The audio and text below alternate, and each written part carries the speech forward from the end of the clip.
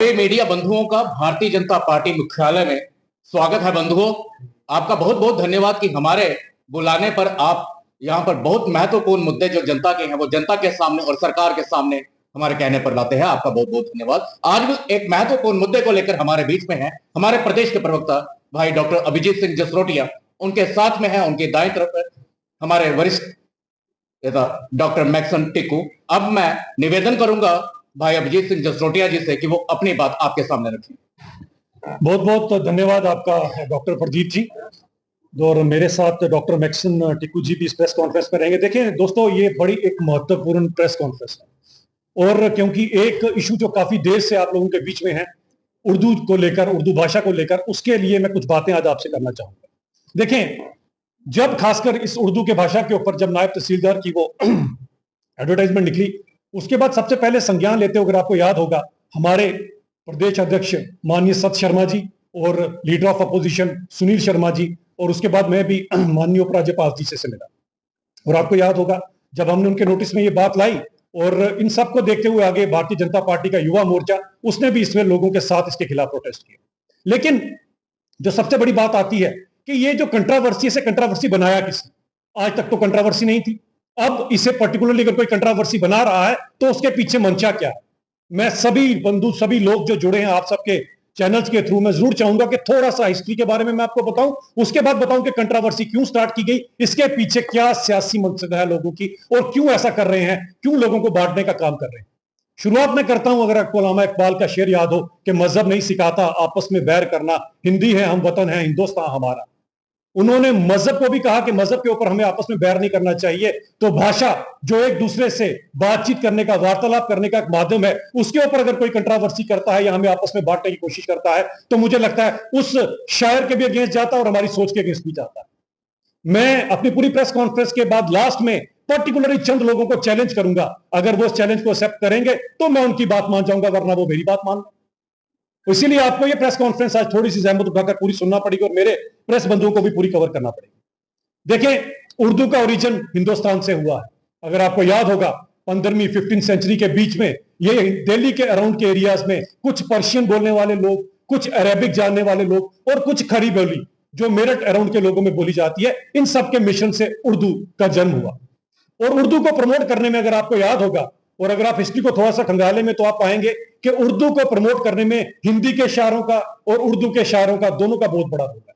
दोनों शायरों ने इसे बिना किसी भेदभाव के, बिना किसी मजहब के पैरामीटर के इसे प्रमोट किया, तभी आज उर्दू सभी को सभी के मानते हैं, उर्दू को जानते हैं इसके बारे में। और एक चीज और मैं जो सिमिलरिटी बताऊंगा आपको हिंदी के बीच में और उर्दू के बीच में, कि हिंदी की व्याकरण और उर्दू की व्याकरण दोनों के अंदर जो है काफी सिमिलरिटीज है। इसी कारण जो उर्दू है उसे हिंदी की बहन बोली, सिस्टर लैंग्वेज कहा गया। ये बहुत बड़ी बात है। अब जो लोग आपस में बांटते हैं वो शायद, अगर हम किसी को मां बोली बोले तो ये बहन बोली है, यानी कि हमारी मासी से भी हमारे को अलग करने की बात करते हैं। ऐसे लोग हमेशा समाज के लिए, देश के लिए खतरनाक है। अब जो इसके ऊपर सियासत कर रहे हैं, थोड़ा सा जाएं जरा हम नायब तहसीलदार की जो पोस्टें निकली। अब नायब तहसीलदार की जो पोस्टें निकली तो हमें पता होना चाहिए कि 2019 के रीऑर्गेनाइजेशन एक्ट के अंदर 5 official languages declare, Urdu, Kashmiri, Dogri, Hindi, English, ये हम सबको पता। 26 सितंबर 2020 में लोकसभा राज्यसभा में पारित होकर ये 5 लैंग्वेजेस हमारे जम्मू कश्मीर के अंदर। अब हम जो सबसे पहले आते हैं कि ये जो नायब तहसीलदार या बाकी जो पोस्ट है, पीछे सबसे पहले चलेंगे 1973 में, जब सबसे पहले इनकी रिक्रूटमेंट की गई थी। तो आप उसके सर्विस रूल उठाकर देख सकते हैं कि इनके अंदर कहीं पर भी उर्दू को मेंशन नहीं किया गया था। 1973, जब शायद मैं और हमारे साथ के भी बहुत सारे लोग पैदा भी नहीं होंगे, जब सबसे पहले आपने अपॉइंटमेंट की थी, तो सर्विस रूल्स के अंदर, सरकार तो नेशनल कॉन्फ्रेंस की थी, सर्विस रूल्स के अंदर कहीं पर भी आपने उर्दू का मेंशन नहीं किया। और यह प्रैक्टिस 3 दशकों तक चली साथियों, 3 दशकों तक, 30 साल तक यही चीज रही कि कहीं पर भी इसको मैंडेटरी नहीं कहा गया। 2003 में एक ऐसी सरकार आई, अगर आपको याद होगा, जिनकी ये सरकार थी, दोनों की दोनों वो पार्टियां हैं जो हमेशा बांटने की सियासत करती है। एक वो पॉलिटिकल पार्टी जिसने हिंदुस्तान को मजहब के नाम पे हिंदुस्तान और पाकिस्तान और फिर बांग्लादेश उसमें बांटा। दूसरी वो पार्टी जो 2008 के अमरनाथ लैंड रो के अंदर हाई कोर्ट के ऑर्डर को जिन्होंने सिरे से नकार दिया और हाई कोर्ट को भी नहीं माना। और आपको याद है जम्मू वर्सेस कश्मीर, कश्मीर वर्सेस डोगरा, और अमरनाथ लैंड रो में 2-3 साल तक, 2-3 महीने तक हमारा आपस में कंट्रोवर्सी कराकर, ये 2 वो पॉलिटिकल पार्टीज थी जिन्होंने सबसे पहले इस चीज का बीज डाला। अब 2009 में जब इनमें से एक पॉलिटिकल पार्टी जिसने देश का विभाजन किया, जब वो नेशनल कॉन्फ्रेंस के साथ होती है, तब ये क्या करती है कि इसके अंदर जो क्लॉज था 2003 में क्लॉज डाला गया और 2009 के अंदर इस क्लॉज को उसमें से साइड पे कर दिया गया। तब यही पॉलिटिकल पार्टी नेशनल कॉन्फ्रेंस के साथ थी कि आपने उर्दू को मैंडेटरी नहीं रखा, तब चले बात खत्म होती है इसके अंदर। अब हम थोड़ा सा आगे जाते हैं कि जब इन्होंने एक रिक्रूटमेंट की थी, उस रिक्रूटमेंट के अंदर जो लेटेस्ट रिक्रूटमेंट की गई है उसके अंदर भी कहीं पर भी उर्दू मैंडेटरी होगी, कहीं पर भी मेंशन नहीं किया गया था। और अगर आपको याद होगा, वो जो रिक्रूटमेंट की गई थी उन नायब तहसीलदारों की, वो आज तहसीलदार भी हैं। और अगर आपको देखा जाए, शायद 2019 या 18 लास्ट की बात है, उसके अंदर जितने भी नायब तहसीलदार अपॉइंट हुए, जो आज तहसीलदार बन चुके हैं, उनसे पूछिए क्या उन सबके पास 10th में उर्दू थी? बिल्कुल नहीं थी। तो तब तक तो कोई कंट्रोवर्सी नहीं थी। लेकिन जो लोग यही सियासत करते हैं उनको ये पता होना चाहिए, जब रीऑर्गेनाइजेशन एक्ट के बाद हमें 5 भाषाएं दी गई और 5 भाषाओं के बाद आज अगर आप एक पर्टिकुलर एग्जाम के लिए उर्दू को मैंडेटरी करते हैं, तो भारत देश के आर्टिकल 14 से लेकर 18 तक राइट टू इक्वालिटी का सबसे पहले आप उसके खिलाफ जा रहे हैं। राइट टू इक्वालिटी के अंदर तो सबको पूरे का पूरा हक होना चाहिए। पिछले दिनों एक एडवर्टाइजमेंट निकली, तो जम्मू के मैक्सिमम बच्चे थे, उनको डिस्क्वालीफाई कर दिया गया सिर्फ इसका क्राइटेरिया लेकर। और वो जम्मू के लोगों बच्चों के साथ कितनी बड़ी नाइंसाफी होगी कि उस एग्जाम के अंदर उन सब बच्चों ने बहुत अच्छे नंबर लिए थे, लेकिन एक क्लॉज डालकर जम्मू के बच्चों के साथ नाइंसाफी की।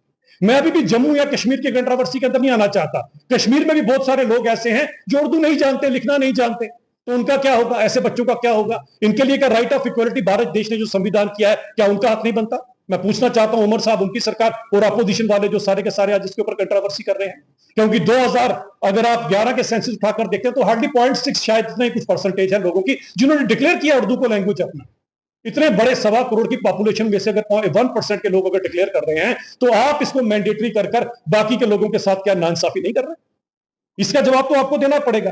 और अगर आप इसको रेवेन्यू रिकॉर्ड के अंदर लाना चाहते हो और आप कहते हैं कि नायब तहसीलदार के पेपर के अंदर उर्दू इंपॉर्टेंट होनी चाहिए, तो मैं पूछना चाहता हूं, रेवेन्यू के साथ तो फिर डीसीपी पर्टेनिंग है, उसके साथ डिपकॉम भी पर्टेनिंग है, उसके ऊपर प्रिंसिपल सेक्रेटरी भी है जो रेवेन्यू रिकॉर्ड के अंदर, तो इन सबका क्या करेंगे? वो तो आईएएस के ऑफिसर्स है बहुत सारे, तो इनको क्या करेंगे? क्या इनको उन पोस्टों से निकाल देंगे आप? मतलब ये कौन सा वाला फार्मूला है जो उमर सरकार करना चाहती है अडेप्ट? और क्यों लोगों को बांटने की बात करते हैं? हमारी पार्टी तो सबका साथ सबका विकास के ऊपर यकीन करती है। हम तो कहते हैं जम्मू का भी विकास हो, कश्मीर का भी विकास हो, लेकिन आप क्यों पर्टिकुलरली एक चश्मा लगाकर देखना चाहते हैं? उमर साहब, ये जरा आपको और आपकी पार्टी को जवाब देना पड़ेगा हम लोगों को। और सबसे बड़ी बात यह आती है कि जब लैंड रिकॉर्ड की डिजिटलाइजेशन हो गई, जब डिजिटलाइजेशन हो गई, तो फिर ये क्राइटेरिया कहां से रहा? इस क्राइटेरिया का कोई रेलेवेंस नहीं बनता। आज आप फर्द लेने जाइए, आपको इंग्लिश में फर्द मिलता है, तो फिर ये कहना कि आपको उर्दू मैंडेटरी होनी चाहिए, चले अगर कोई जानता है तो एक एडिड एडवांटेज है, लेकिन मैंडेटरी करना एक नाइंसाफी है युवाओं के साथ। और इसके पीछे मुझे नेशनल कॉन्फ्रेंस की मंशा साफ नजर आती। मंशा यह है कि आपने एक झूठा अपना मैनिफेस्टो बनाया। खैर 60 साल में आपने पहली बार जहमत की कि मैनिफेस्टो जैसी आपको एक किताब की याद आई, उसमें आपने लिख दिया था 1 लाख नौकरियां देंगे। अब आपको पता है चाहे आप उल्टे हो जाएं या सीधे हो जाएं, 1 लाख नौकरी तो आप लोगों को नहीं दे पाएंगे, इसीलिए आप एक अननेसेसरी कंट्रोवर्सी क्रिएट कर रहे हैं कि हमें आगे का ना सोचना पड़े। ये सबसे बड़ा कारण है। मैं इससे सचेत करना चाहता हूं युवाओं को भी और उन लोगों को भी जिन्होंने नेशनल कॉन्फ्रेंस को मैंडेट दिया कि नेशनल कॉन्फ्रेंस अपनी इन बातों के ऊपर कभी खरे नहीं उतरेगी, इसीलिए आप फिर से लड़ाने का काम कर रहे हैं, जो पहले पीडीपी करती थी या अभी भी करती है या कांग्रेस करती। लेकिन हमें आपस में बटना नहीं है इन सब बातों को लेकर। अगर 0.6 या 1% के लोग उर्दू जानते हैं, तो बाकी के 99% लोग जो है वो कहां पर जाएंगे? और सबसे बड़ी बात यह आती है, जो मुझे लगता है कि इंसाफ सबके साथ होना चाहिए। आप आने वाले टाइम में हम ease of life, ease of living करते हैं, इस हिसाब से उर्दू का नॉलेज तो हर उस इंसान को यहां पर मैंडेटरी हो जाएगा जिस बेचारे का कोई जमीन है, कोई प्लॉट है, उसको भी फिर उर्दू जाननी चाहिए। वरना तो जो पटवारी साहब ने कहा, जो नायब तहसीलदार ने कहा, वही सत्य है। उस बेचारे को क्या पता मेरी जमीन के कागजों के अंदर कहां पर उर्दू में क्या लिखा हुआ है?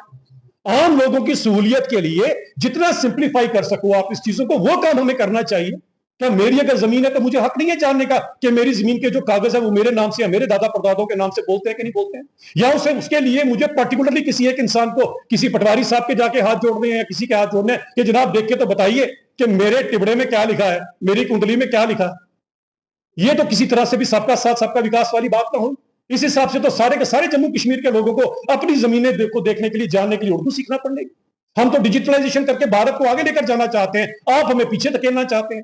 और अगर उमर साहब और बाकी के अपोजिशन पीडीपी वाले अगर आपको सही में ही इन चीजों को लेकर आप लोगों को बरगलाना चाहते हैं, तो सबसे पहले अपने उमर साहब ट्विटर अकाउंट ठीक कर लीजिए।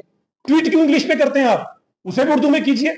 देखते हैं कितने लोग आपके ट्वीट को पसंद करते हैं, कितने डिसलाइक और कितने पढ़ पाते हैं कि आप क्या कहना चाहते हैं।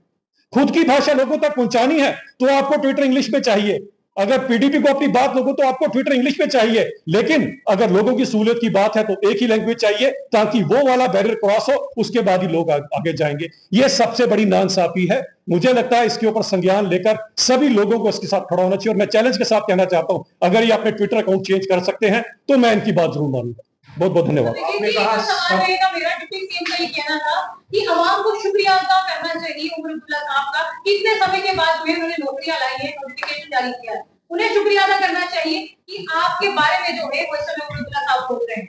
उमर जो है वो एक सेकेंडरी है, एक सेकेंडरी प्रॉब्लम।